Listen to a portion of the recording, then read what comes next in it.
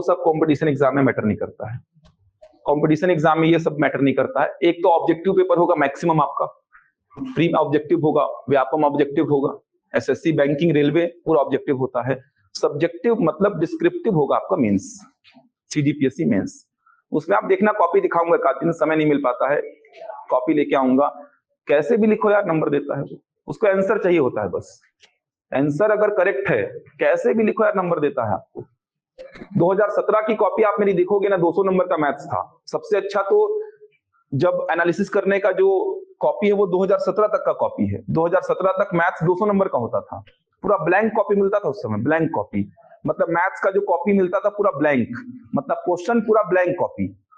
Space जो होता था, जैसे 2 नंबर के लिए जो स्पेस होता है, 4 नंबर के लिए स्पेस जो होता है, पूरा ब्लैंक रहता था वो, ब्लैंक पेपर रहता था वो। 2 नंबर का एक क्वेश्चन लिखा यहाँ पर और इतना स्पेस एकदम ब्लैंक, इसमें लिखना है आपको, लाइन नहीं खींचा होता था। लेकिन 2018 से पैटर्न को जब से चेंज किया है मेंस का, जब से साइंस के साथ मेंस मैथ्स को मर्ज कर दिया है, 18 से चेंज किया पैटर्न को। ये 18, 19, 20, 21, 22 5 साल हो चुका नए पैटर्न में मेंस का एग्जाम होते हुए, 5 साल। पहले का अलग था, पहले का आसान था, देखा जाए तो पहले का थोड़ा आसान था क्योंकि पेपर 7 नया ऐड कर दिया है जो थोड़ा सा टफ भी है। पेपर 7 में ही मैक्सिमम लोग फेल हो जाते हैं, पेपर 7 टफ है। पहले पेपर 7 जो अभी है, जिसमें एक्ट पढ़ना पड़ता है आपको, राष्ट्रीय अंतरराष्ट्रीय संस्थाएं पढ़नी पड़ती है पूरा, खेल कूद पढ़ना पड़ता है पूरा, इसके अलावा आपको पूरा शैक्षणिक संस्थाएं पढ़ना पड़ता है। शैक्षणिक संस्थाएं मतलब पूरा नेशनल भी और इंटरनेशनल लेवल पे भी पढ़ना पड़ता है। और ये सब प्री में बिल्कुल नहीं पढ़ते आप, इसीलिए समस्या ज्यादा होता है, क्योंकि प्री में पढ़ते नहीं हो आप थोड़ा भी। अब प्री में ये सब पढ़ते कहाँ हो? एक्ट पढ़ते हो क्या? नहीं पढ़ते हो आप, एक्ट वगैरह कुछ नहीं पढ़ते हो आप। खेल कूद भी बहुत कम पढ़ते हो, करंट का पढ़ते हो बस। राष्ट्रीय अंतरराष्ट्रीय संस्थाएं जो होती है, जैसे ब्रिक्स हो गया, आईएमएफ हो गया, वर्ल्ड बैंक हो गया, सार्क हो गया, तो ये सब भी करंट का पढ़ते थोड़ा सा, कहाँ पे मीटिंग हुआ इनका, क्या है क्या नहीं है। और नेशनल और इंटरनेशनल एजुकेशनल संस्थाएं जो हैं, जैसे एनआईटी, आईआईटी, समझ आ रहा है, पॉलिटेक्निक, आईआईएम जो होता है, एनसीईआरटी होता है, आईसीएसई होता है, जो भी सुने हैं बचपन से लेकर अभी तक, ये सब पढ़ना है आपको। तो प्री में कुछ नहीं पढ़ते हैं, ये पूरा का पूरा मेंस में है, पेपर 7 में। तो पेपर 7 पूरा नया ऐड हो गया है, जो कि प्री में कभी पढ़ते ही नहीं हो आप, तो बहुत टफ है ये। अब बच्चों को लगता है उसी 2 महीने में, 3 महीने में हो जाएगा पेपर 7, नहीं हो पाता है। पेपर 7 के लिए आपको 7-8 महीने का तैयारी चाहिए। मैंने जितना अनुभव किया मेंस लिख लिख के, पेपर 7 बहुत कॉम्प्लिकेटेड है, उसको पढ़ना बहुत टफ है, तो उसको लंबे समय में तैयारी हो पाता है पेपर 7 का, 1 महीना 2 महीना में तैयारी नहीं हो पाता है। पेपर 6 नया ऐड किया है, नया मतलब कि दर्शन को बहुत बढ़ा दिया है।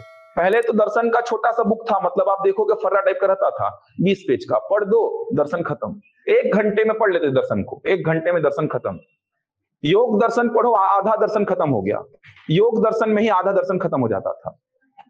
इंडियन फिलोसफर थे थोड़े मोड़े, वेस्टर्न तो थे ही नहीं उस समय। अभी तो वेस्टर्न इतने सारे हैं, इतना बड़ा दर्शन का सिलेबस कर दिया है कि कभी खत्म ही नहीं होता वो, और इतना कंफ्यूजन होता है, इन्होंने ये बोला, इन्होंने ये बोला, इन्होंने ये बोला, कंफ्यूजन भी हो रहा है, खत्म भी नहीं हो रहा है।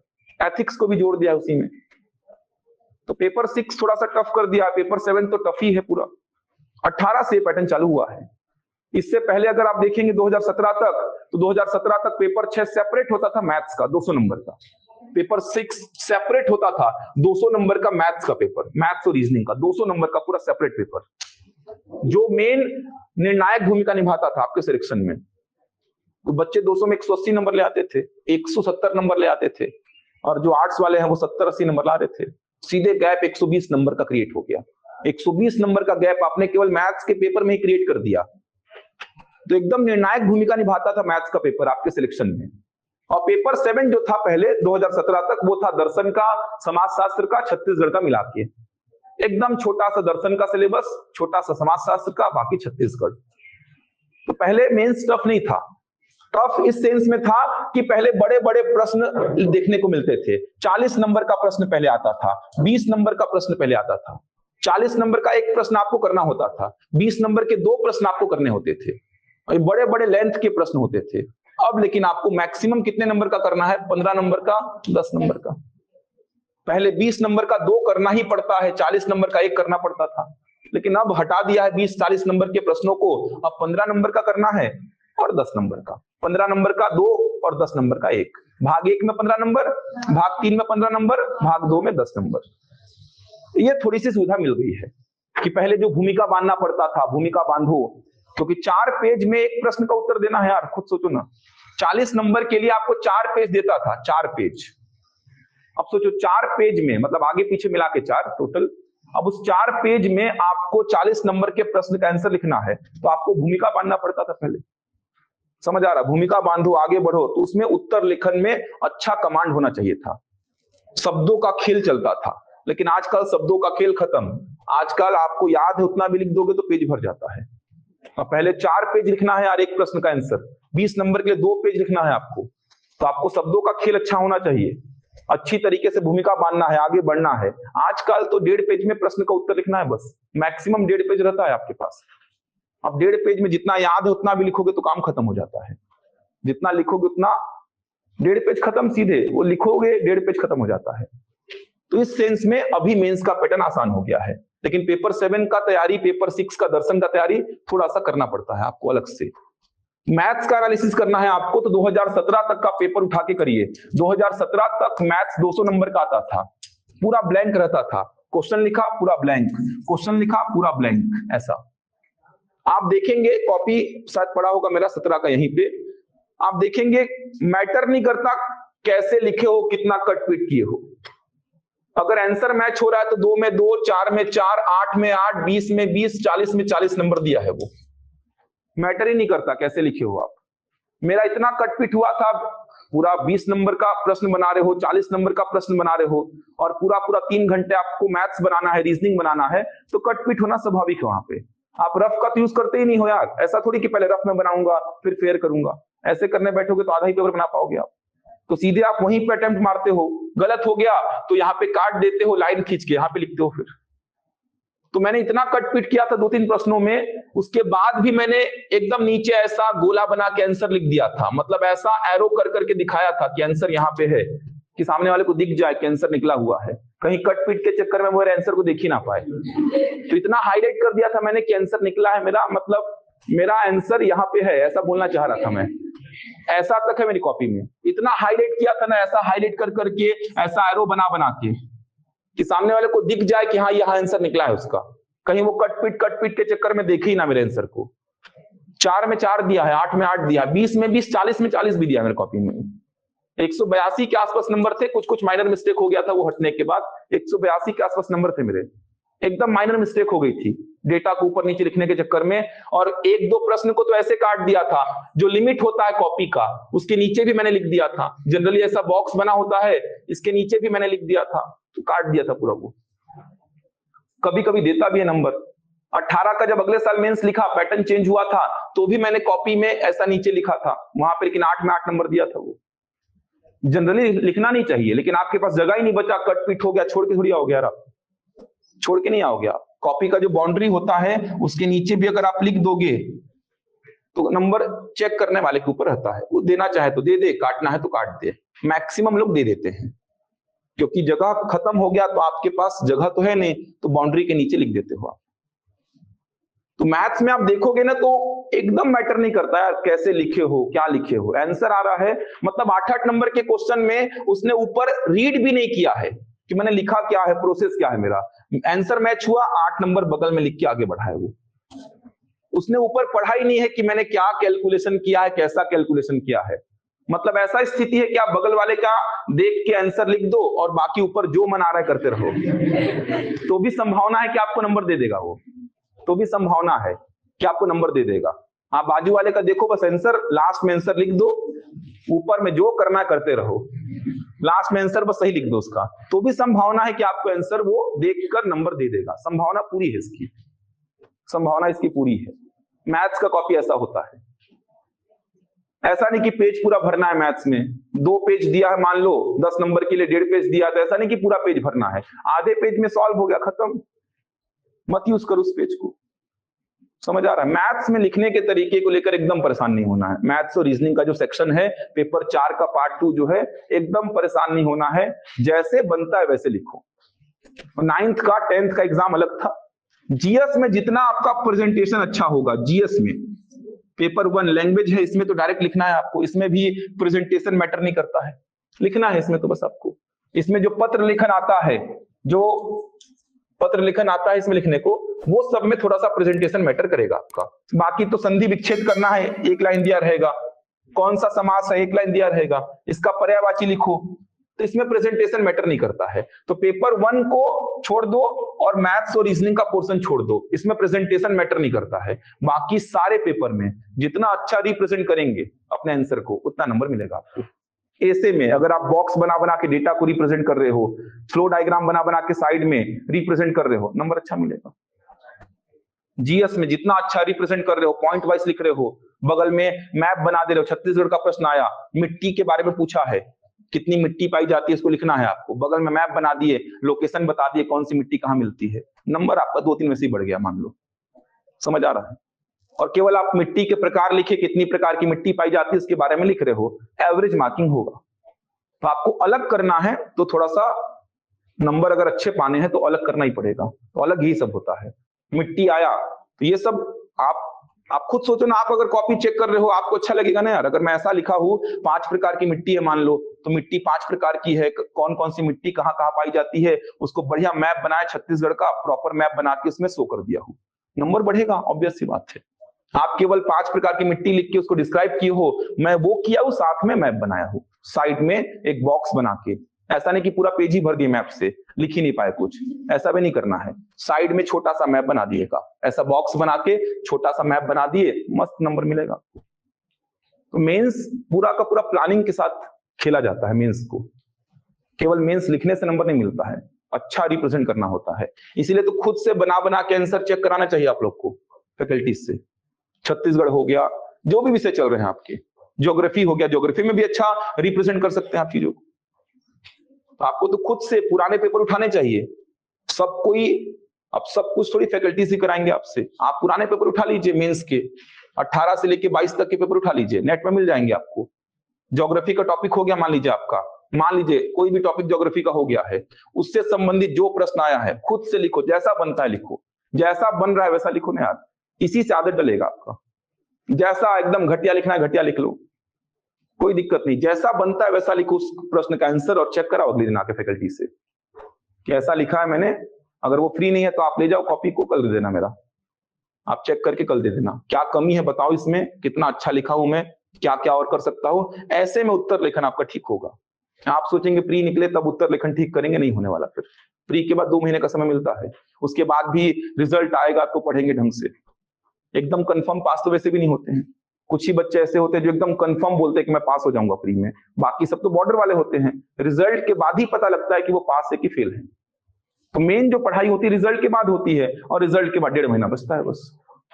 उत्तर लेखन का अभी से प्रैक्टिस करो, अभी से 18 से 22 तक का पेपर तो पूरा रख लो आप, पूरा 18 से लेके 22 तक, उससे पहले का मत उठाओ। 18 से 22, उससे पहले पैटर्न चेंज हो गया था, सिलेबस में ही बदलाव हुआ है, कुछ फिजिक्स कम कर दिया है, केमिस्ट्री कम कर दिया है, सिलेबस में बदलाव भी हुआ है, दर्शन बढ़ा दिया है, समझ आ रहा है। तो आप 18 से 22 तक का पूरा पेपर निकाल लो, नेट में तुरंत मिल जाएगा यार, सर्च करना, बहुत सारी साइट्स डली हुई है जिसमें आपको मेंस का पेपर मिल जाएगा, वो निकाल के रखो।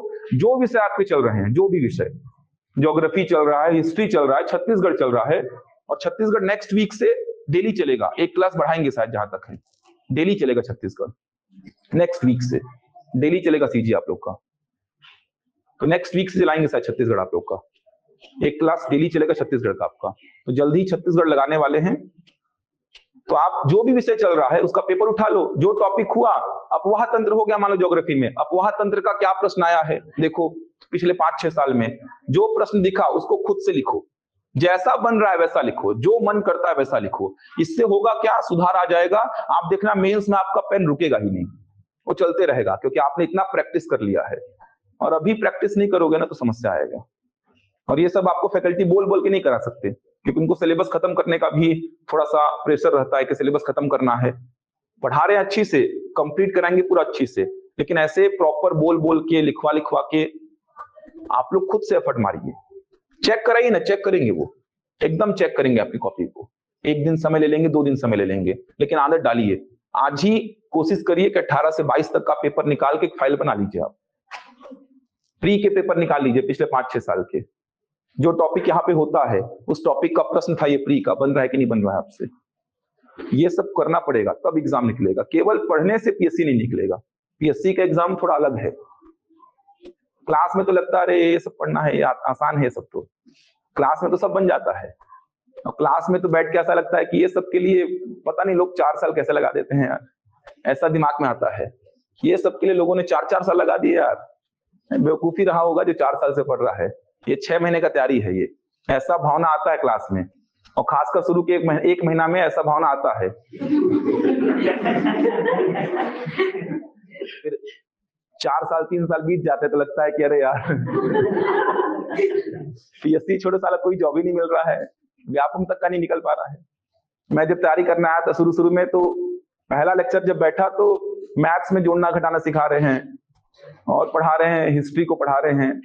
तो मेरे को लगा क्या मैं छोड़ के आया, इंजीनियरिंग को छोड़ के आया हूँ यार, मैं पीएससी क्या पढ़ूंगा इसको यार, ये मेरे लेवल के भी, ये लेवल से बाहर है मेरे, ये मतलब ये मेरे औकात से ही मतलब बहुत छोटा चीज है ये। मेरे को शर्म आ रहा था पढ़ने में उसको। मैं बैठा था पीछे और मैथ्स वाले फैकल्टी जोड़ना घटाना सिखा रहे थे, गुणा करना सिखा रहे थे, और मेरा मैथ्स ऑलरेडी बहुत अच्छा था इंजीनियरिंग में, M1 M2 M3 मतलब इतना स्ट्रांग था, गेट निकला हुआ था मेरा 2 बार, गेट निकाल के आया था। एनआईटी को छोड़ दिया था मैं गेट के थ्रू, एनआईटी मिल रहा था रायपुर, छोड़ के पीएससी की तैयारी करने आया था कि एनआईटी ज्वाइन कर लूंगा तो फिर मेरे को थोड़ा सा प्रेशर रहेगा, तो सिविल सर्विस का तैयारी करना है। आके बैठा तो जोड़ना घटाना सिखा रहे हैं, एक मैडम आके बायो पढ़ा रही हैं, एकदम नॉर्मल चीजें पढ़ा रही हैं जो मेरे को ऑलरेडी पता है, और एकदम बच्चों जैसे पढ़ा रहे हैं। कहा मैं गेट का पढ़ा हूँ, इंजीनियरिंग पढ़ा हूँ, टेक्निकल पढ़ा, पूरा मैकेनिकल ब्रांच से पढ़ा, और गेट का 2-2 बार गेट का एग्जाम निकला साथ में। तो फिर मेरे को लगा ये सब क्या पढ़ा रहे हैं यार, तो मैं कोचिंग से निकल के पैदल चलते चलते 2-3 किलोमीटर चलते गया और सोचते रहा कि तैयारी करूं कि नहीं करूं, ये तो मेरे औकात से भी कम है यार। ये मेरा, इसका मतलब हैसियत ही नहीं मेरे सामने इसका कुछ, इसको क्या तैयारी करूंगा यार, ये मेरे मतलब लेवल से ही बहुत छोटा है। उस बात को 4-5 साल हो गए हैं।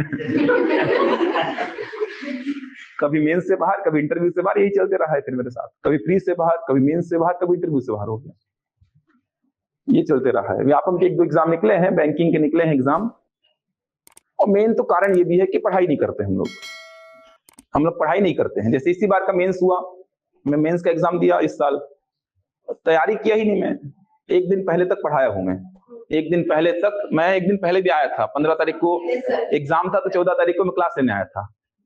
तो ऐसे में एग्जाम थोड़ी निकलता है यार। जितना मेंस मैंने लिखा होगा वो अपने अनुभव से लिखा होगा मैंने, पूरे अपने अनुभव से, जो पुराना अनुभव था।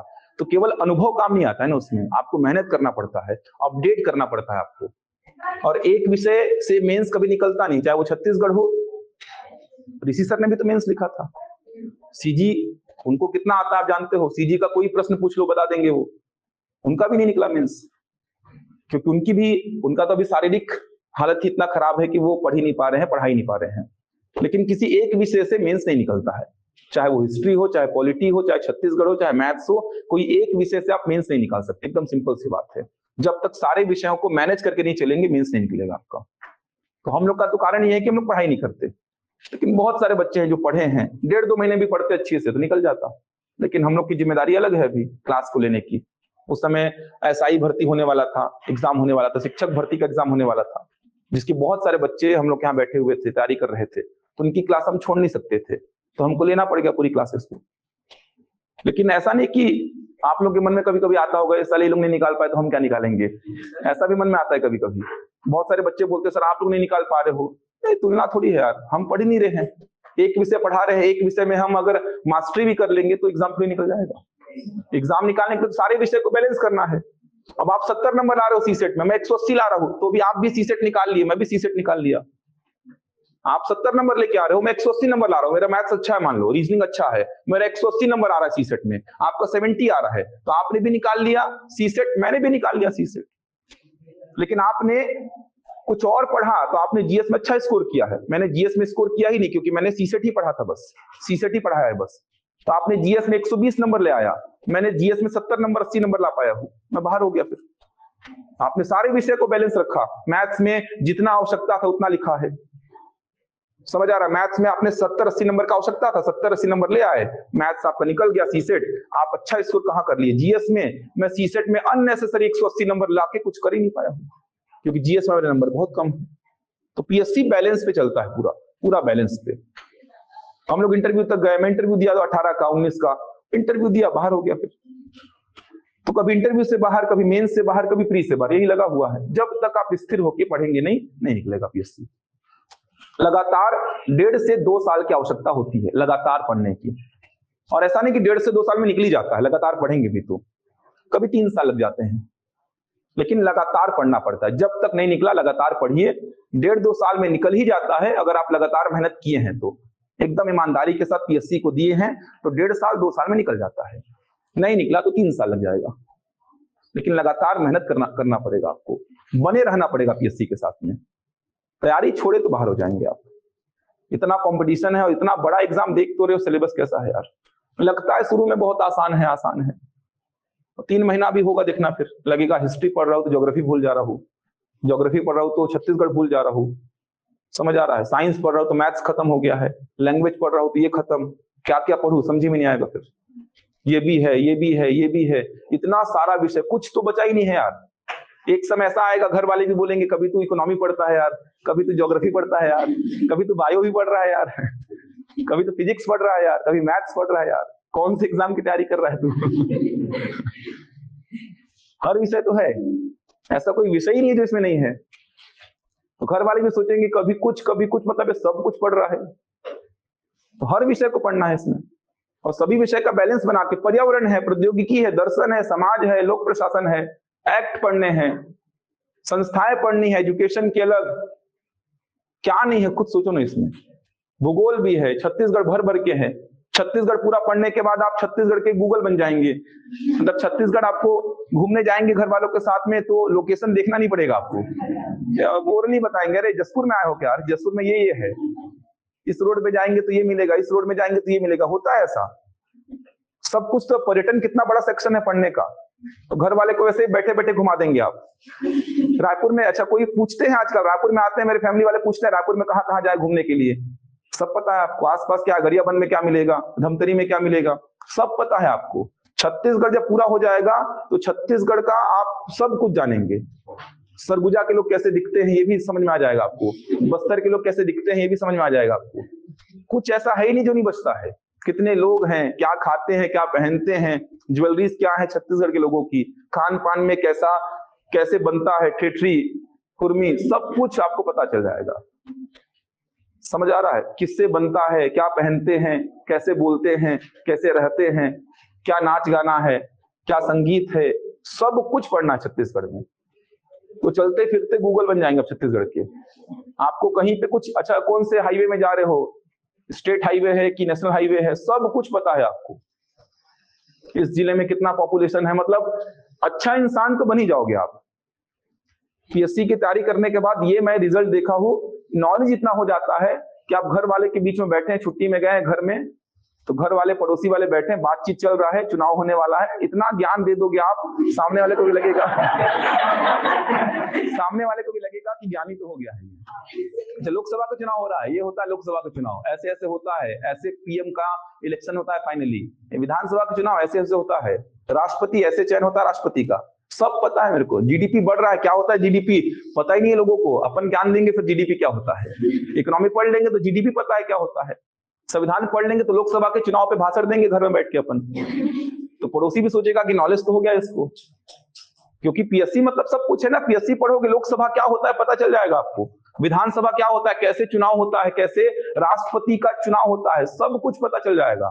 इलेक्शन क्या होता है, कहां से स्टार्ट हुआ, हिस्ट्री में बता दोगे आप। जो बोलते हैं नेहरू को गाली बकते हैं, गांधी को गाली बकते हैं, आपको पता है कि उनका कंट्रीब्यूशन क्या है हिस्ट्री पढ़ने के बाद। आप इंजीनियरिंग कर रहे होंगे, स्नातक कर रहे होंगे, तो आपको लगता होगा नेहरू के बारे में लोग गाली बकते हैं, गांधी के बारे में गाली बकते हैं। आप जब इतिहास पढ़ोगे तो समझ में आएगा इनका कंट्रीब्यूशन क्या था एक्चुअल में। जो गाली बकते हैं तो सुन के बक रहे हैं बस उनको, आपको समझ में आएगा पढ़ के, हिस्ट्री जब पढ़ेंगे तब समझ में आएगा कि कंट्रीब्यूशन गांधी का क्या था, नेहरू का क्या था, तब आप इज्जत करेंगे उनकी, जब पढ़ेंगे तब। समझ आ रहा है, तो सब कुछ है एक्चुअल में, एक अच्छा इंसान तो बन जाओगे आप। और जानकारी है, नॉलेज है, तो फिर आगे बढ़ोगे ही आप। मान लो भगवान ना करे पीएससी का एग्जाम नहीं निकला, तो जानकारी है, नॉलेज है, ज्ञान है, उसके बलबूते पे तो बहुत आगे बढ़ सकते हो आप। पीएससी का ही नौकरी थोड़ी अंतिम लक्ष्य है कि पीएससी का नौकरी नहीं मिला तो जीवन खत्म है मेरा, वही सोच के आया था मैं। व्यापम का एग्जाम है, इसमें अच्छी अच्छी पोस्ट है, पीएससी के वनडे एग्जाम्स हैं, सबका तैयारी आपका हो रहा है, सबका तैयारी हो रहा है आपका, और जानकारी है तो आप कहीं भी सर्वाइव कर सकते हैं।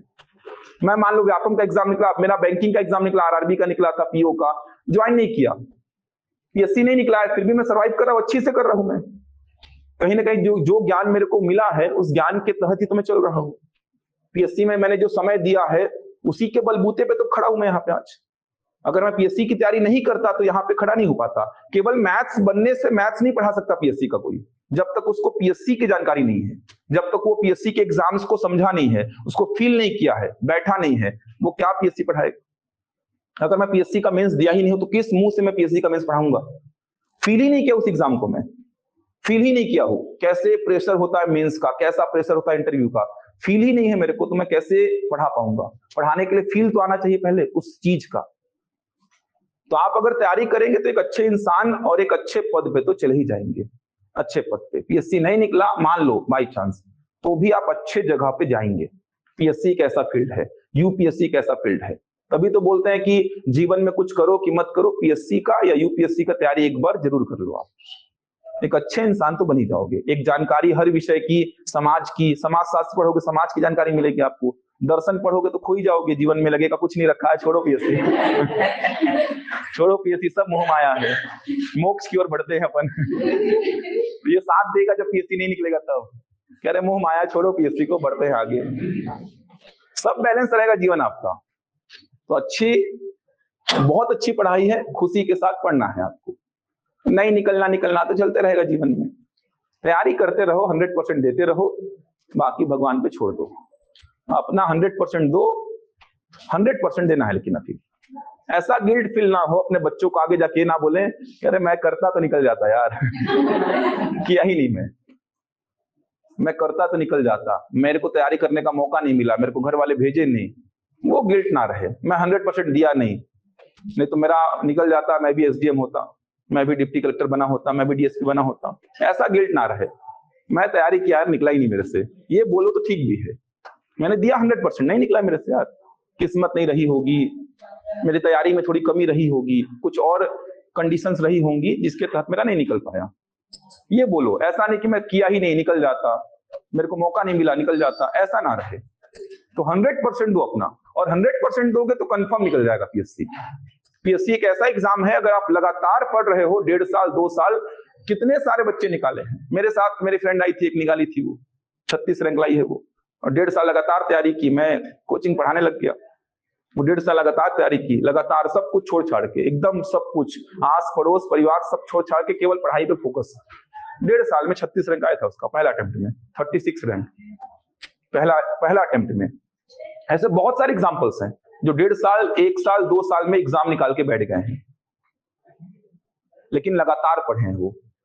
अभी बिल्कुल मत सोचो घर वाले पैसा दे रहे हैं, लो चुपचाप आराम से, पढ़ने के लिए पैसा दे रहे हैं आपको घर वाले, फ्रेशर्स हैं आप, लीजिए पैसा। मत सोचिए अरे यार घर वाले दे रहे हैं यार, मैं इतना बड़ा हो गया हूँ, ग्रेजुएशन कर लिया हूँ, फिर भी घर वालों से पैसा ले रहा हूँ, ये सब छोड़ो यार। निकल जाएगा तो इतना पैसा भेज दोगे वापस ना क्यों रखते रखते थक जाएंगे, बोलेंगे बस कर भाई, कितना भेजेगा पैसा, कितना पैसा कमाओगे इसमें, भर भर के बोरा भर भर के पैसा आ जाएगा आपके पास, इतना पैसा है। वास्तविकता तो ये है, कितना पैसा है, इतना भेज दोगे घर वाले को ना कि वो मतलब वो थक जाएंगे, आपको मना कर देंगे कि मत भेजो भाई, पैसा बहुत हो गया है घर में, रेड उड मार देंगे ईडी वाले आके इतना पैसा भर दे रहे हो घर में, इतना पैसा है, देखते तो हो यार कितना पैसा है। आपका ग्रेड 3 का नौकरी में करोड़ों रुपए रखा है, रायपुर में 3-3 घर खरीद के बैठ गए हैं लोग। बाबू का नौकरी में घर 2-2-3 घर हैं, सरकारी नौकरी में बाबू है, 3 घर रायपुर में है, 2 गाड़ी लेके घूम रहे हैं, ऐसे ऐसे है। क्लास 3 का पोस्ट है, करोड़ों रुपए का संपत्ति है, भयंकर पैसा है, मतलब इतना पैसा है ना आप सोच भी नहीं सकते सरकारी नौकरी में। सैलरी तो छोड़ दो, सैलरी सोचना ही नहीं है, हाँ सैलरी तो है नहीं ना, सैलरी के लिए करता कौन है सैलरी के लिए कौन करता है। 30,000 रुपए 20,000 रुपए का लक्ष्य थोड़ी है यार, 1.5 साल तैयारी करना है और 30,000 रुपए महीना कमाना है, ऐसा लक्ष्य थोड़ी है यार। कितना सैलरी है आपका? क्लास 3 का सैलरी है 40,000 रुपए महीना का, क्लास 2 का सैलरी 56-60,000 महीना बनता है, 60,000 रुपए के आसपास। 2 साल 3 साल लगातार दे रहे हो, 60,000 रुपए के लिए थोड़ी दे रहे हो आप। पावर मिल रहा है आपको हाथ में, इतना बड़ा पावर है, आप कर भी सकते हो लोगों के लिए, आप अपने गांव के लिए, जहां से आप आए हो उसके लिए कर सकते हो। आप एक मिसाल भी बन सकते हो। आपके गांव से जैसे लड़कियां ही आई है, मान लीजिए गांव से पढ़ने आई है, ये अगर पढ़ के निकलती हैं तो इनके गांव की सब लड़कियों को मौका मिलेगा पढ़ने का। एक मिसाल बनेगी कि हाँ पीएससी निकालती है हमारे गांव की लड़कियां, तो सब लड़कियों को मौका मिलेगा। मतलब आप तो बन ही रहे हो, आपके साथ साथ आपके पीछे कितने लोगों को फायदा पहुंचा रहे हो आप। समझ आ रहा है?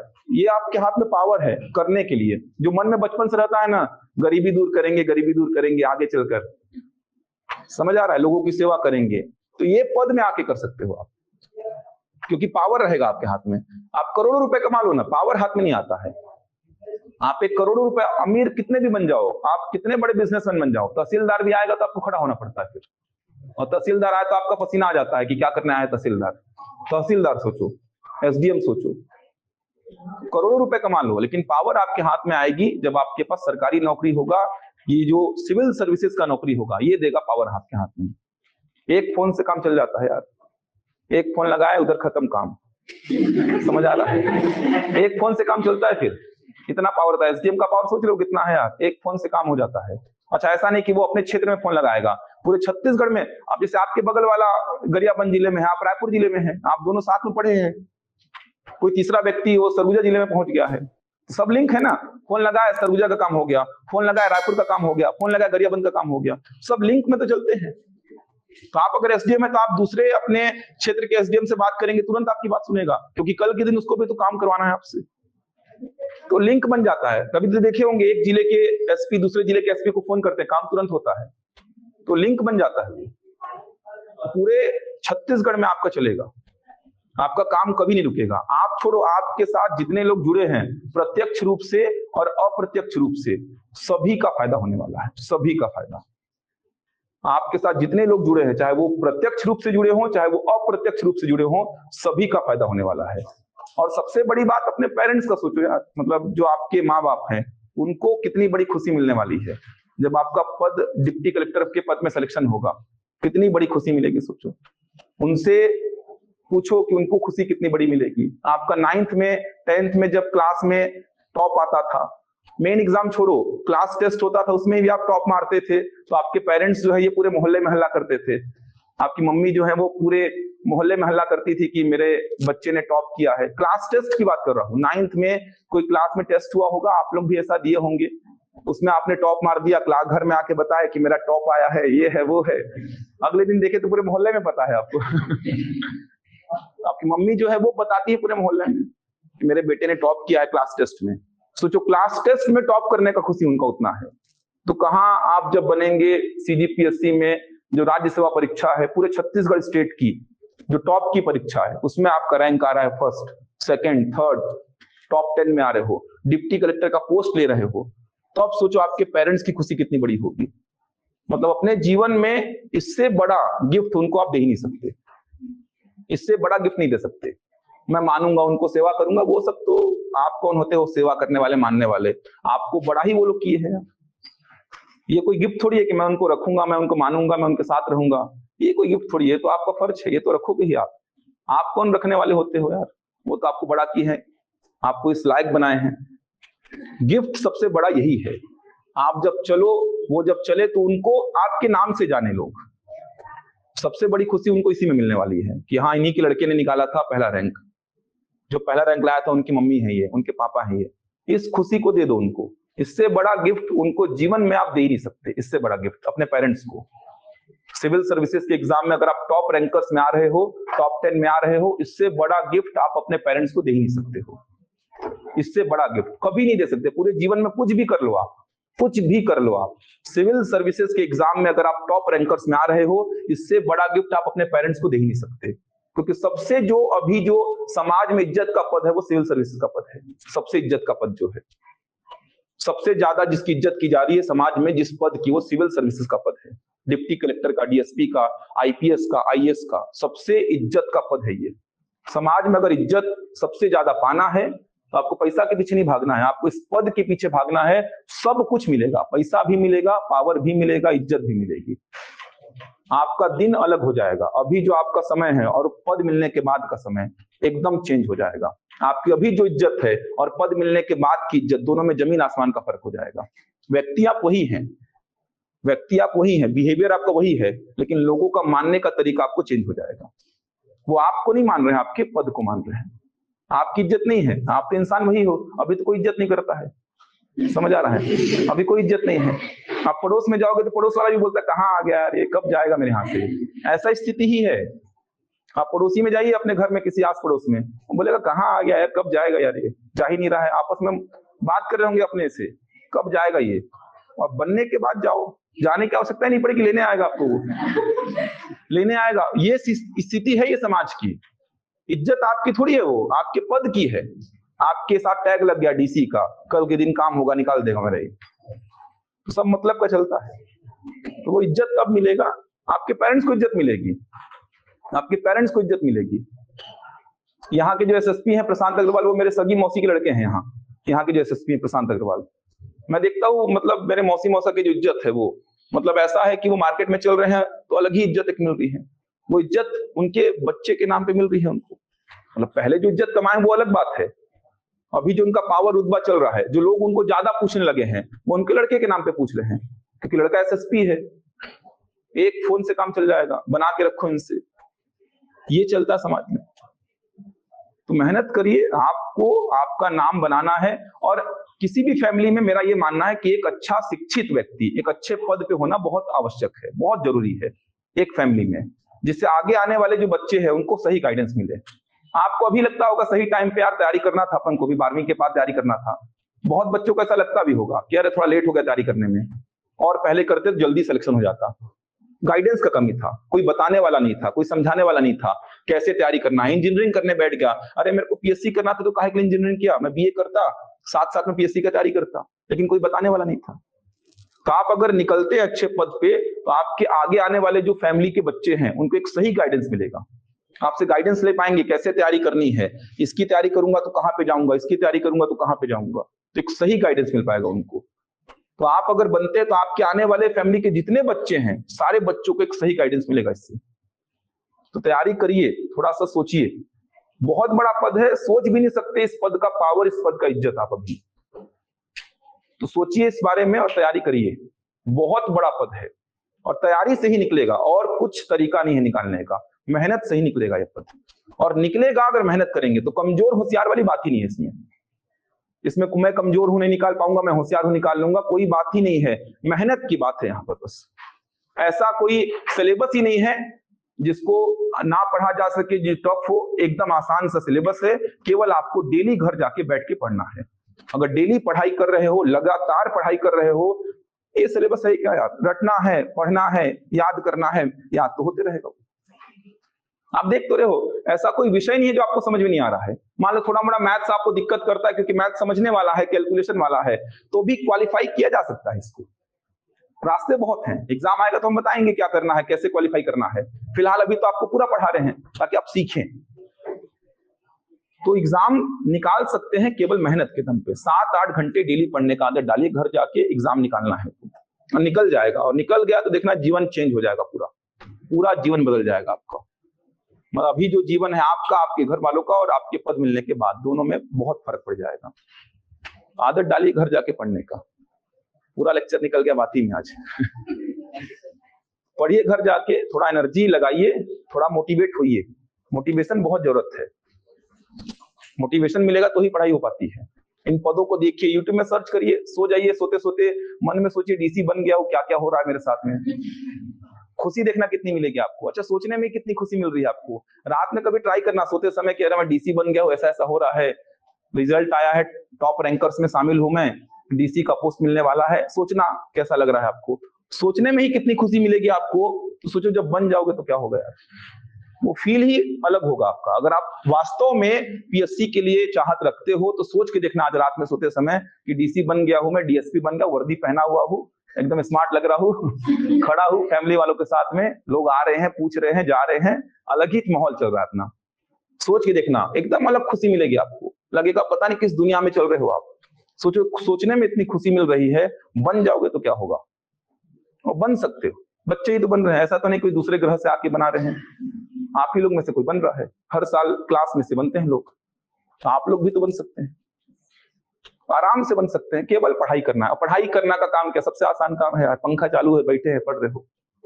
शारीरिक मेहनत तो है ही नहीं इसमें कि बोरा ढोना है, कि लकड़ी ढोना है, उठाना है, ले जाना है, रखना है, बहुत मेहनत है यार। बैठना है चुपचाप रूम में, पंखा चालू है, आराम से बैठ के पढ़ रहे हो। कितना आराम का काम है, सोचो ये कितना आराम का काम है। इससे आराम का काम कुछ है ही नहीं। पूरे पूरे आप देखोगे तो क्या है इससे आराम का काम यार। पढ़ाई करना सबसे आराम का काम है। पंखा चालू, रूम में बैठे हो, मस्त छाया है, आराम से बैठ के पढ़ो, और पढ़ के ही निकाल सकते हो। तो पढ़ो घर जाके, और जो मेंस का काम बोला हो उसको करना, आदत डालो। कल देखेंगे पढ़ाई का।